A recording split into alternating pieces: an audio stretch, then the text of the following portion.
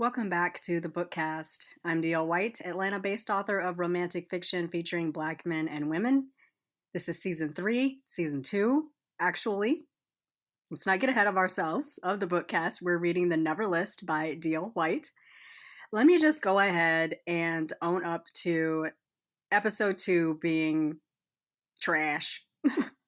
It's not all trash, but I uploaded an unedited version, and try as I might, I can't get the podcast apps to recrawl the RSS feed to pick up the reloaded version. So if you want to hear it, hopefully without errors, fingers crossed, head to booksbydlwhite.com/bookcast. Listen to it on the website. It's fun, I promise. Hopefully at some point the apps will recrawl the RSS feed. I did ask it to force a recrawl and will actually be current on the broadcast. On to the show. I'm actually having to re-record episode 3 because I went to edit and I only had about 50 seconds of episode and 48 minutes of silence.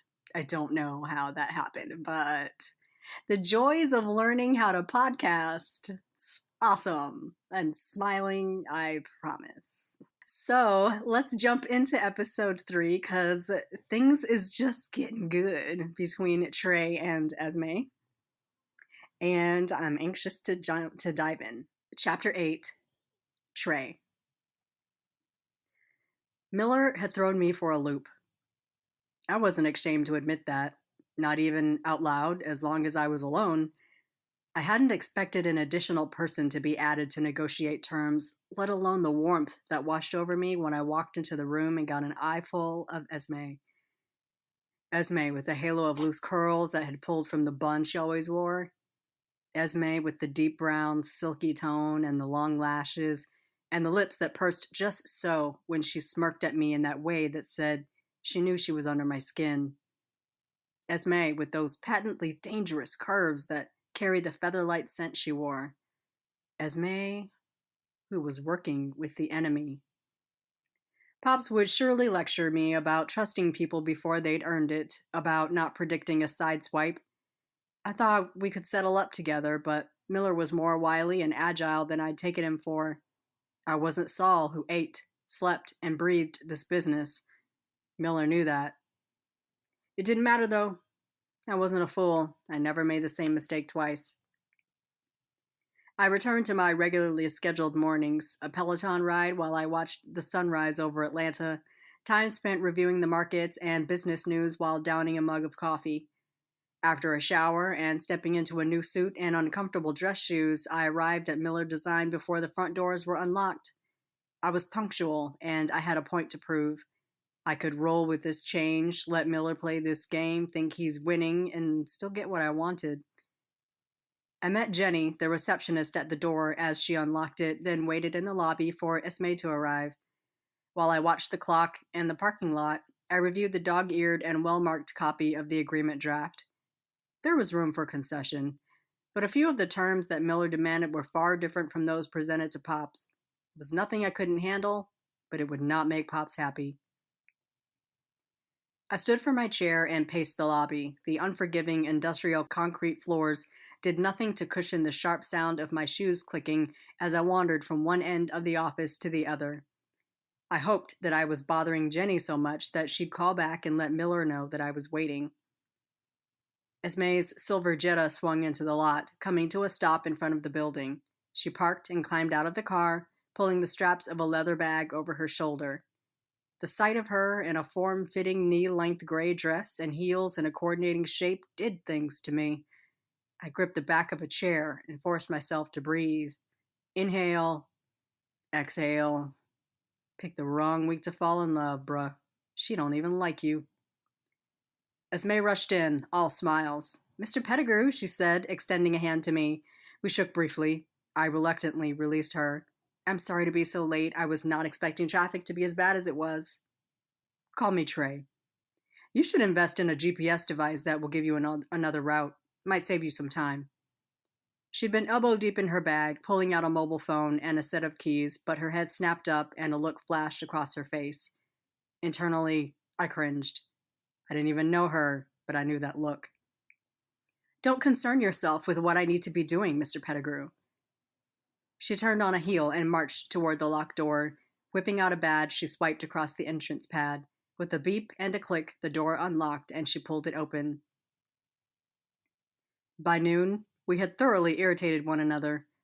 Esme and I had come nowhere near agreement on any of the terms that Miller had defined. I was stoic in my arguments. Esme was aggressive in her defense.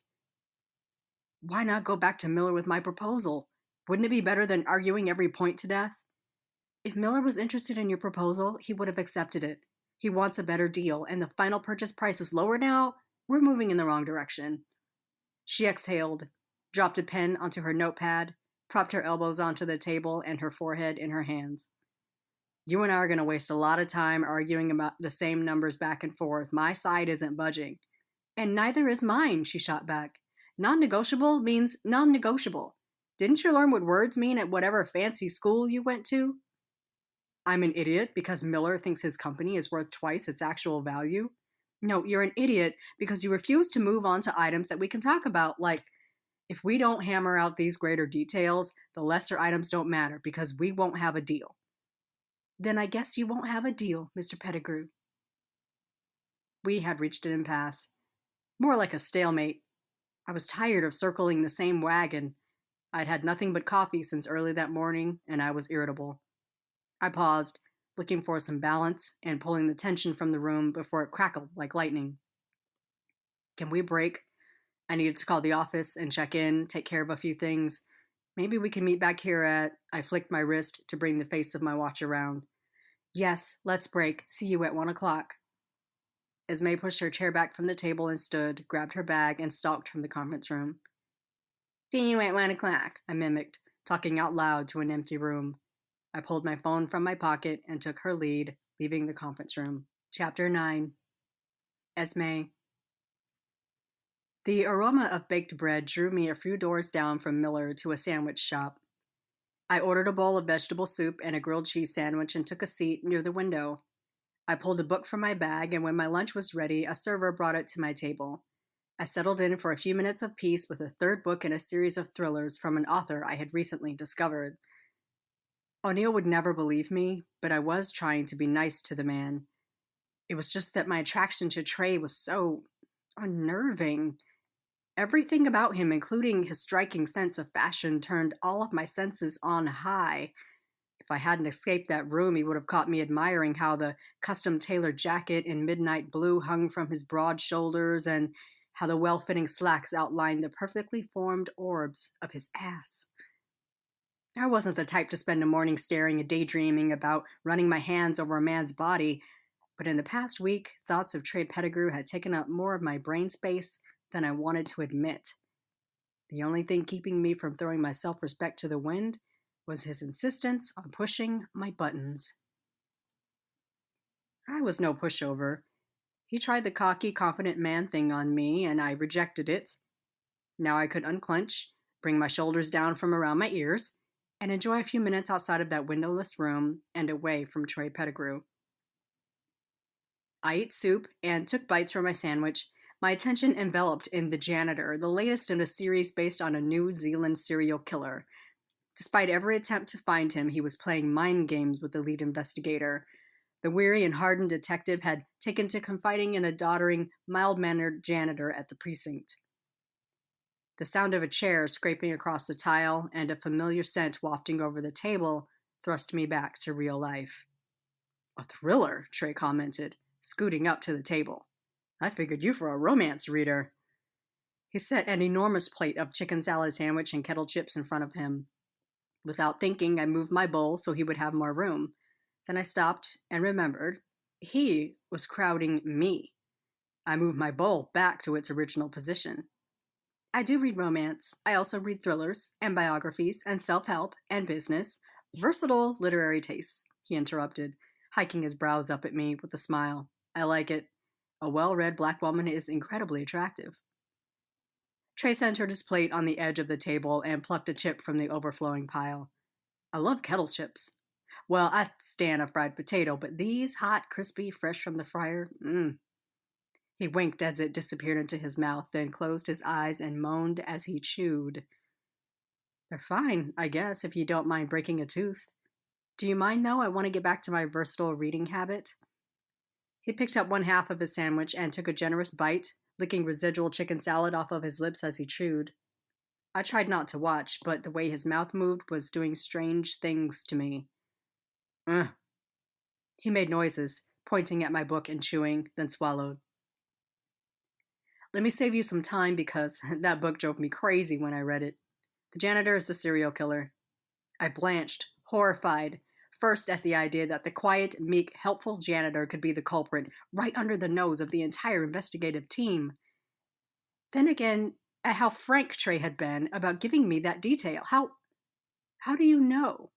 It's been on the bestseller list for over a month. I'm surprised you're just now getting to it. This is a new author to me. I wanted to read the other books in the series. Did you just spoil this book for me? No. I gave you a clue. You don't know how it ends or why he's killing. He lifted and lowered his shoulders in a shrug. Read it.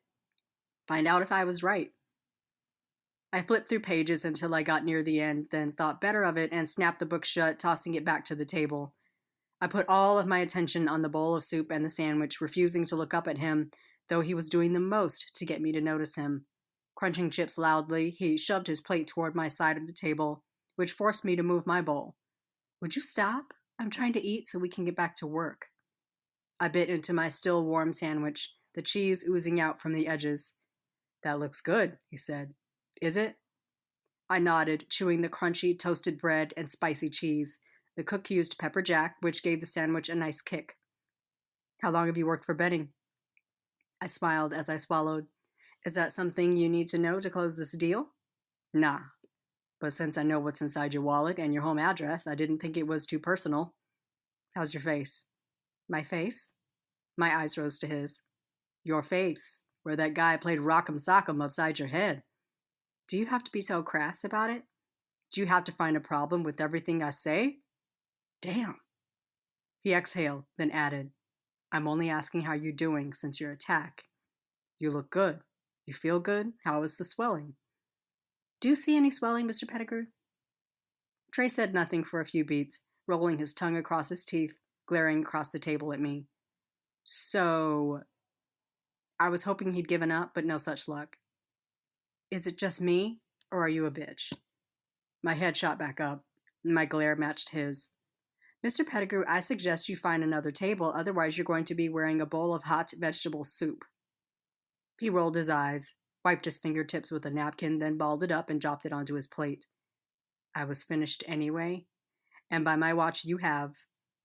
He flipped his wrist so the face was visible.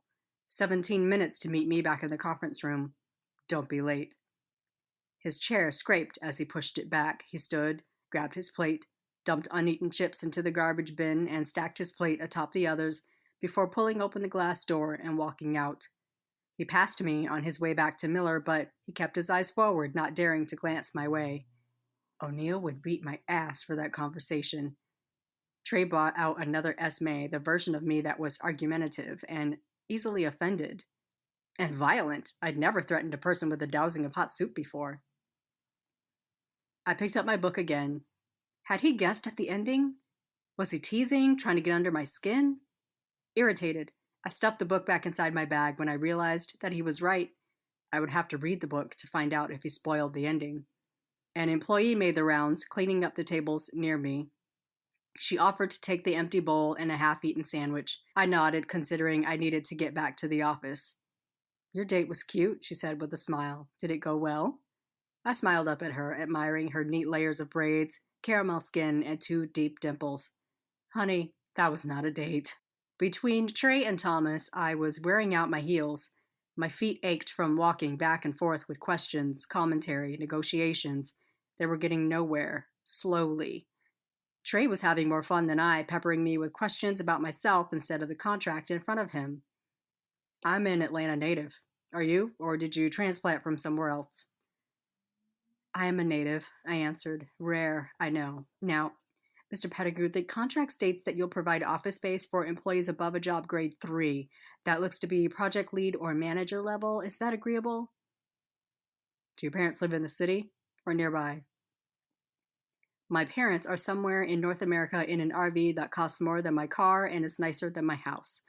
Considering them, I bought my childhood home from them, that's saying a lot. We actually laughed together, then bent our heads over the contract again. So, can we discuss additional benefits like the environmental improvement rider that Miller wants to be included? He offers a stipend to employees who use rideshare, carpool, or public transportation like MARTA. Miller was hoping to implement this policy in the new organization.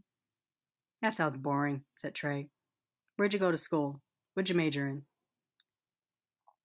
My degree is in finance from Georgia State. I went back for an MBA 5 years ago. Dare I hope that you want to discuss freezing and not dropping salaries? Nah. I laughed, finally succumbing to his gentle protest.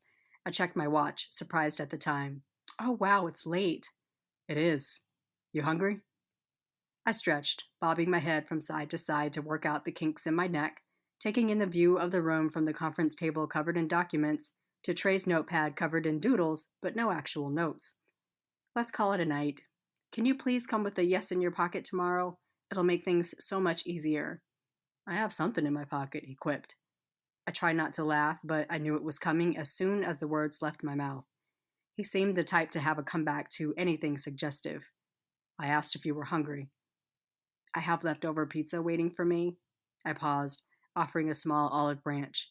I should finish it up, but thank you. Leftover pizza? One side of his mouth curled up in mock disgust. Only college kids eat leftover pizza. Let me buy you dinner. Payback for bugging the shit out of you all day. Thank you. Again. You don't like for people to do for you, do you? My hands, which had been occupied by gathering all of my notepads and pens, not to mention copies of the contract, stilled. Do for me? He leaned in his chair, tipping so he was in a near recline. You don't like for folks to be nice to you? Nonsense. I resumed packing up. I don't need you to be nice to me. That's the difference. I drew the lid down on my laptop and tucked away my copies of the acquisition contracts. We were on day 2 of this process, and Trey was being stubborn. Pettigrew would employ a maximum of 15 Miller employees. Miller wanted guarantees for 20 employees and generous severance. Miller wanted continued health care for furloughed employees because of the transaction. Pettigrew would only offer full benefits for the employees that were being brought over to Pettigrew. Miller wasn't leaving anyone out in the cold. Pettigrew wasn't in the business of being benevolent, so the idea that he was trying to be nice was laughable. One of my boys from college opened this nice steak and sushi spot in Sandy Springs. It's close to here, and it's on your way home. It bothered me a little that this man I did not know knew where I lived. Would you care to join me? I picked up my bag. Homemade leftover pizza is calling my name. Suit yourself, he said, standing. He walked to the conference room door and opened it, holding it for me. Missing out on some great food. You're easy on the eyes. I bet you can find someone to join you, I shot over one shoulder. I don't eat sushi anyway. Don't eat sushi? His voice took on a high pitch. I walked toward the front door, refusing to turn around. Who doesn't eat sushi? Me. I don't eat sushi. I set the alarm, then pushed against the front door to swing it open. The skies were dark, and the cicadas were out, making the evening a little noisy, full of nature sounds. I twisted my key in the lock and double-checked to make sure the door was secure and that the alarm had switched on. Trey and I worked toward our cars as we had parked next to each other. Why don't you eat sushi? It's good for you. Fish, rice, seaweed. It smells like standing water. It does not. Have you ever eaten it? I shuddered. Have I eaten food that smells like the tip of my shoe caught a crack in the pavement and, too late, I tried to correct myself. For the second time in as many weeks, I was sprawled out on the pavement. You have terrible luck. Trey bent over me, offering a hand to help me up, as he'd done the first time I was knocked off my feet. Might want to ask the universe what's up with your chi or whatever. Get some kind of aura cleansing. Embarrassed, tired, ready to go home, I got to my feet without his help. I picked up my bag, which had, once again, spread my life out onto a parking lot. I collected several items and shoved them back inside, double-checking to be sure I had grabbed my wallet this time. You straight? I know you can take a hit, but I thought I would ask anyway. I'm fine. Oh, wait, you forgot something. He bent to pick up a folded piece of notepaper. Grocery list? Shit. My never list. I'd thrown it in my bag the other night, and now Trey was about to be nosy. I'll take that. I marched toward him, hand outstretched. Oh, it's not a grocery list, it's a bucket list. He read from the portion of the list that had been unfolded. Ride a roller coaster or Ferris wheel. His eyes rose from the page, sheer mirth in them. You've never ridden a Ferris wheel? There's one right downtown. How old are you? It doesn't matter. Could you hand me that? I reached for it, but he held it, just out of reach. Is eat good sushi on this list? You've never had any if you think it smells like putrid water. Trey, could I have that, please? I need to see what else. He began to unfold the rest of the page. My stress level catapulted to the catastrophic end of measurement. Mr. Pettigrew, give that to me, I screeched, knowing that my nose flared and my eyes were wild, but damn it, I tried to be nice. It worked. He folded it closed and handed it over. Here. You call me Mr. Pettigrew when you get emotional. I'm not emotional, I'm pissed, which is an emotion. You're shaking. I was also in no mood to be psychoanalyzed by Trey Pettigrew. I turned back to my car, unlocked it, and flopped inside, dumping my bag on the passenger seat. Trey stood outside the car, watching me flounce around in anger. You can call me Trey, you know. And try to be on time tomorrow. Don't take 75. Hit the back roads until you get to... You know what you can do? Trey. I punched the ignition button. Shut the fuck up, okay? See you tomorrow. I slammed the car into reverse, pulled out of the space, and changed gears, smashing the gas pedal so hard the tires squealed. Chapter 10. Trey. I pushed back a plate of decimated bone-in, medium-rare steak and remnants of the best salmon rolls I'd had in years. Back at Georgia State, I roomed with Ken Takagi, a biracial man with Black and Japanese heritages. On Saturday nights, our group of friends would find him poring over a carefully constructed imaginary menu, making additions and changes depending on the season. He preferred to cook, and I liked to eat, so our dorm suite always smelled like the most amazing cuisine. His southern fried chicken rolls and variations on ramen were still my favorite dishes. Ken's complaints about the distasteful food at the Georgia State cafeterias were legendary, but they also spurred his dreams of combining the best foods of his cultures into a fine dining concept. He earned a business degree, then went straight to culinary school, landing a job as a line cook, and worked his way up the chain at some of the nation's hottest restaurants while still critiquing food and still inventing dishes. Tonight, I studied every finely tuned detail of Eito Sushi and Steakhouse. This location was his 10th restaurant opening, but the one that meant the most to him. I beamed with pride while I sat at the bar of thick black marble, ate a sumptuous Kobe beef steak and tangy broccoli salad off of vintage china dishes, sipped sake from a bulbous opaque glass, and monitored the evening's games from several TVs hung above the bar. Business was brisk, but not crazy. Ken was having a great night. I nodded, more to myself than to keep time with the soft music that flowed from the speakers mounted around the room. This is a guy that made his dreams come true, repeatedly. It could be you, but you're playing. I take it you like my place. I reared back with an outstretched palm and a wide grin for Ken. He glowed with pride, his chest puffed out so far that the buttons might pop off of his shirt. His sandy complexion betrayed a blush, and his darkest night eyes danced as they bounced around the room. Ken had traveled widely, building an Eito Sushi and Steakhouse everywhere he went, but Atlanta was home. He put roots down and opened his latest restaurant minutes away from the campus where we'd been roommates and his dream had taken hold. Easily my favorite meal this year. Give props to your chef. He's doing his thing back there. Ken grinned wider, pumping as he squeezed my fingers in his palm. I hire straight from culinary school and train them like I want them to cook. I don't like breaking bad habits. I pointed to a plate that was practically licked clean. It's doing a fine job. How's business? Businessman to businessman, I drained my sake, ordered a beer, and traded stories about running our businesses. The CEO look suits you, Ken noted, watching the bartender pour another beer from the tap and taking a sidelong glance at my dark jacket, slacks, and tie. Never thought I'd see you out of khakis and polo. At least I look good, and I'm not doing too bad of a job. Maybe you really can carry the pedigree mantle. The light-hearted joke was an attempt to brighten the mood. It would have worked if my day had gone better. As it was, I was grumpy about the state of the deal with Miller Design and frustrated at having a wrench thrown into my plans. You could be closer to the truth than you realize, I mused. Oh, you had other things in mind, I thought. Still the plan. I'm doing something else right now. How long are you going to be doing something else? This is a temporary thing, right? I fisted the beer bottle and poured a swallow down my throat before answering. Pops is hinting like he might not come back to Pettigrew. Oh, his expression darkened. I reassured him with a nod of my head. He's fine. He's healthy, looking good, getting stronger. But the business almost killed him, and Mom is pressuring him to retire. And he might take the bait, which leaves you in the driver's seat. Ken's melancholy tone was a direct reflection of my mood.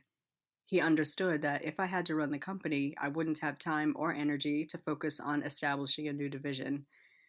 I didn't want to assign the job to someone to have an employee report on how well they carried out my dream. I wanted to set it up, to launch it, to run the first few jobs. I wanted to do it myself. Pops might have given me an out last week. I stalled us on an acquisition. He mentioned bringing Vincent in to close the deal. Ken's thinking pose was to cradle his chin in his palm. Maybe it'd be a good move. If he can close it, he can take over Pettigrew, and you can move on to residential. Sometimes I think that would be ideal. And then I paused long enough that he glanced over at me, the urge to finish my thought in his eyes. Well, I can't do both, right? If Pops wanted Vincent to take the company, he wouldn't have pulled me from the field to run Pettigrew in his absence. I feel like this is a test. A test of what, though? To see if you're a Saul Pettigrew clone? You're not your father, Trey. I've been telling myself every morning, noon, and evening that I wasn't my father. If he didn't like how I did his job, he could come back to work. I need to see this project through, I told him. I want to prove that I can do this. Once this acquisition is settled, I'll have his trust. Then I can make my move. Ken offered a fist. I bumped it. Not to mention, I told myself, that pulling off the acquisition meant spending more time with the woman that challenged me. I wanted to know more about her. Now to devise a way to make that knowledge happen.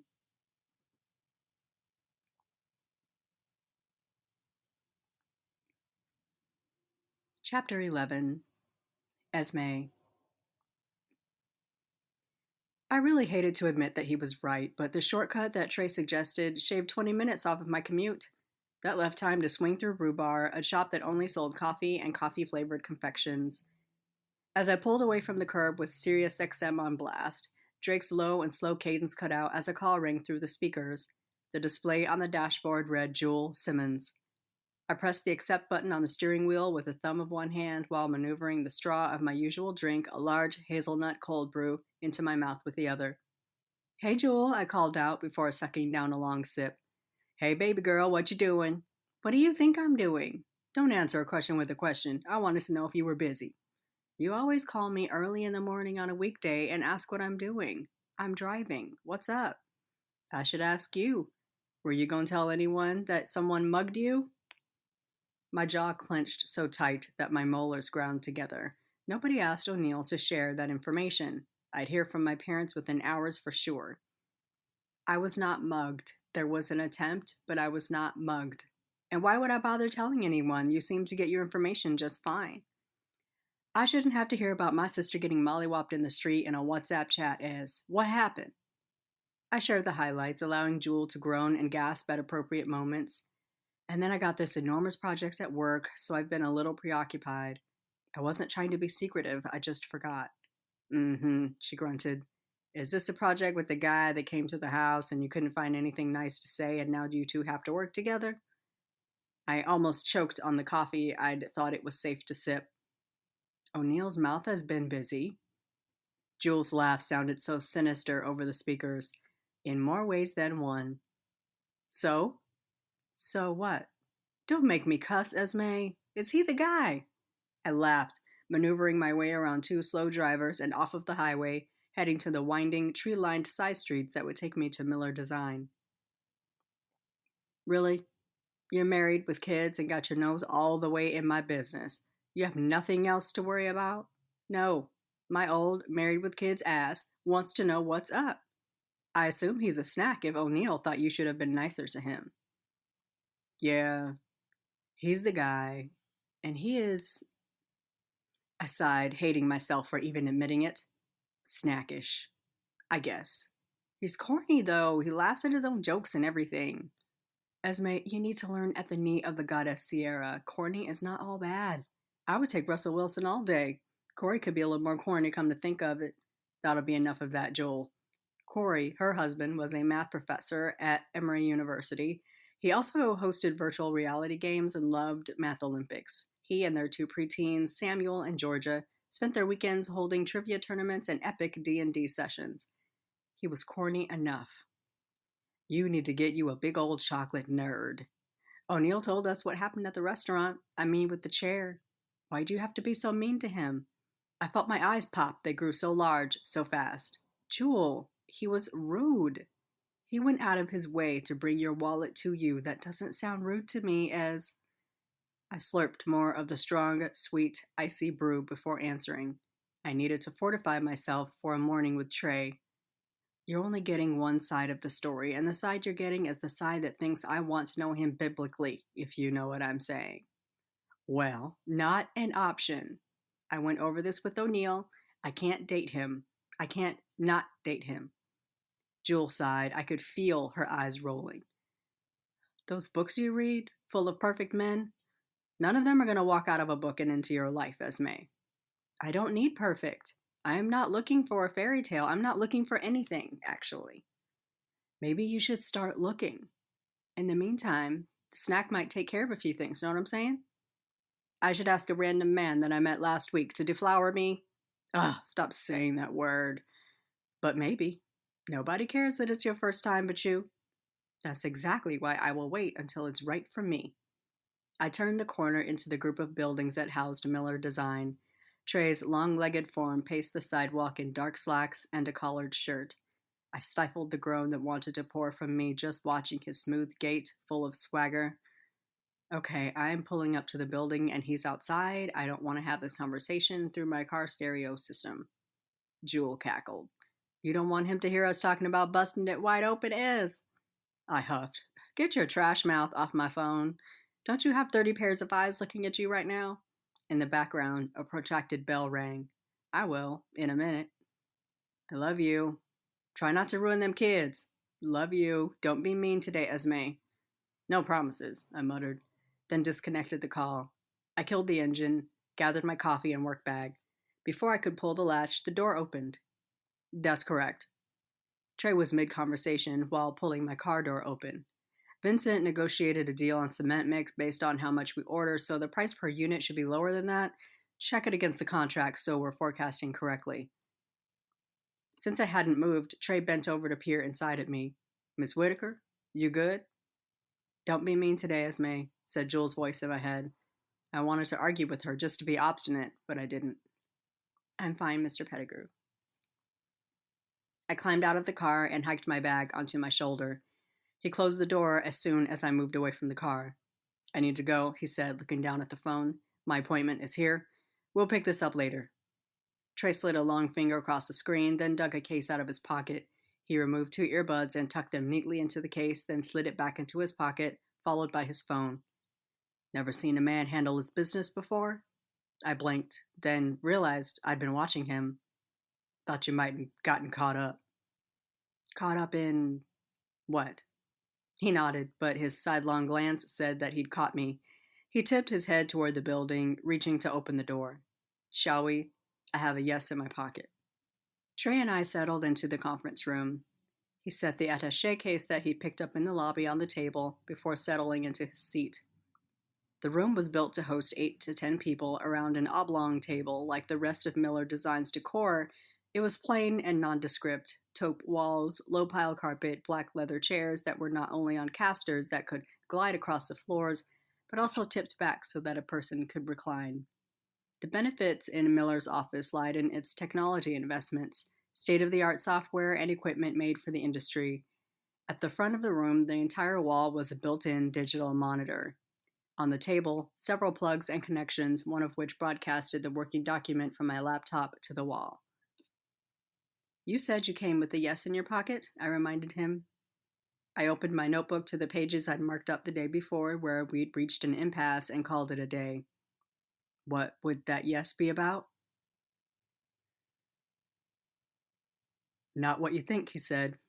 He arranged his pens, notepad, and tablet, then laid his phone next to these items. Once he was set, he steepled his fingers so the tips met. Not what I think? Is this a game to you, Mr. Pettigrew?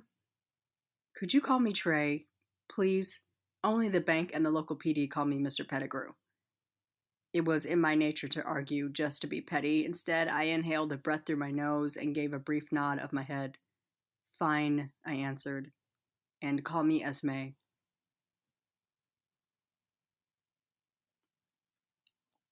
Thank you. And no, this isn't a game to me. It shouldn't be a game to you either. And I know it's not a game to Miller. There's a reason that he reached out to my father to begin talks about merging our companies. Miller wants to do more than medical facilities. Pettigrew wants to expand. We can do a lot for each other, so... Trey exhaled, then pressed the home button on his tablet, bringing up an illuminated page of typewritten notes. I've done some thinking, some projecting based on future business, and I'm willing to take some risks, but this will only work if you're also willing to take some risks. Me? My brow shut up. I reached for my iced coffee and used the time I needed to suck down a gulp to search my brain as to what he could be referring to. Any risks I take would be on behalf of Miller Design, and no, I don't mean Miller. I mean you, personally. He picked up a pen, holding the barrel between two fingers, then flipped it back and forth over his knuckles. Last night, I did a lot of thinking. Miller said it won't break him if he doesn't get to bid on this facility. Frankly, it won't break Pettigrew either. It's found money if we get it, but we won't go under if we don't. But like I said, I'm thinking about the future, the end game. I know what Miller wants, I know what his company is worth, I know what he's willing to sell it for, and he won't get a better deal anywhere else. Mr. Trey, I'm the middleman. I represent Mr. Miller in the best interests of Miller Design. If you want to have another meeting with him to have a high-level discussion, I'm happy to step aside. We don't have time for that. And that's not what I want. What I want is some concessions from you. From me, yes. He paused, then let his eyes travel up from the screen of his tablet to mine. Those dark brown orbs seemed to be swirling. What's in this for you, Esme? A raise? A promotion? Comfy office? Will Ethan Byron over at Benning M&A finally pat you on the head and tell you that you're a good little worker bee? My lips betrayed me by frowning. Trey chuckled. They taught us how to research at that fancy school I went to. Coincidentally, I also went to Georgia State. So I dug into Benning and the deals they broker. They let you do the grunt work, give you all this responsibility so that you think you're essential, dangling the carrot of the corporate ladder and making your way up. You and I both know that essential often means overworked, underpaid, unrecognized. So what do you get out of this? The satisfaction of a job well done if Miller gets his way. And if he doesn't, does that come back on you? He hummed, then slowly shook his head when I protested. Before you hitch your horse to that wagon, check into who benefits when the papers are signed, and what happens to you if they aren't. I'm doing this because my father wants it done, not because I believe in it. If it was me, Joe Owner, evaluating this deal, I'd have walked.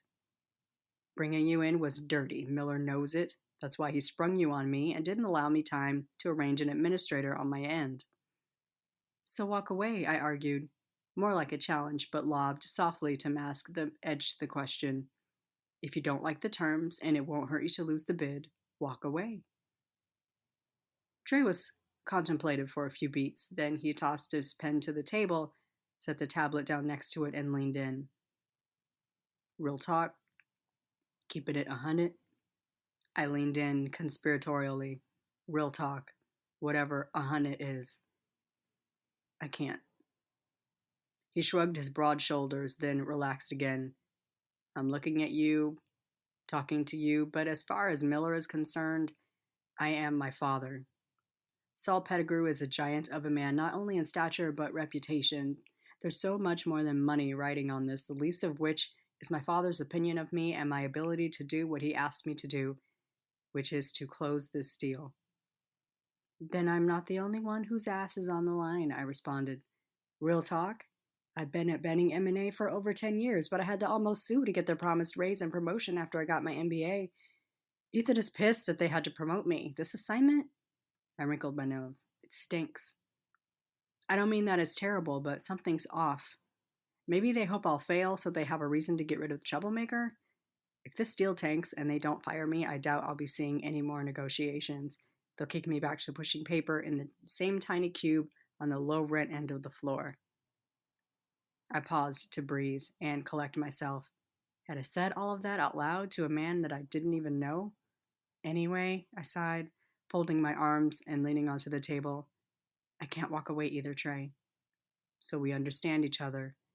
I've got an idea for how we can make this mutually beneficial. I make sure you win. You make sure I win. I let my head tilt a little to let him know I was suspicious, but I was also curious, so I nodded, prepared to listen. If it means that you'll pull out that yes you have in your pocket, I'm interested. Good.